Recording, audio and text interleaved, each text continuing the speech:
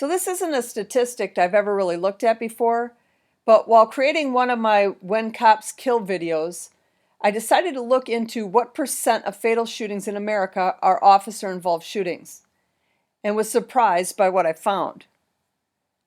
First off, as per the Gun Violence Archive, any shooting that occurs in the presence of an officer is an officer-involved shooting. So if a suspect kills himself, it goes down as an officer-involved shooting even though the cop didn't actually kill him. So keep that in mind when looking at these numbers.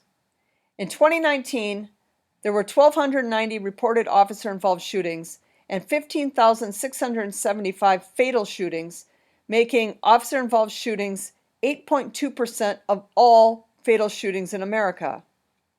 The percent dropped in 2020, even though both officer-involved fatal shootings went up and overall fatal shootings went up.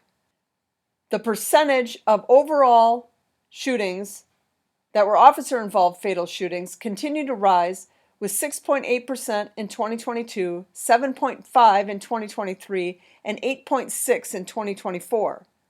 The total number of fatal officer-involved shootings continued to rise throughout that span of time as well, even when overall fatal shootings began declining. And as of March 12th of 2025, there are 2,695 fatal shootings reported in America, and 271 reported fatal officer-involved shootings, which equates to 10% of all fatal shootings reported so far in 2025 being committed by or in the presence of law enforcement. In looking at the 10 most recent fatal officer-involved shootings, 2, the suspect killed themselves. Now, this is a very small sample size, but does give us an idea of what the percentage of officer-involved shootings are, with the suspect taking their own lives. In the other 8, 1 was a woman who was impaired and hit the officer with her car. 1 was armed with an ice pick.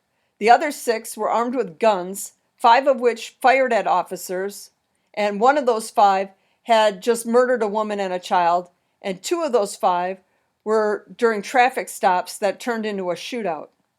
In every incident, the suspect was armed with a weapon and police were forced to use excessive force. Since 2020 and the summer of Floyd, respect for law enforcement has been on the decline, and the number of officer-involved fatal shootings on the rise.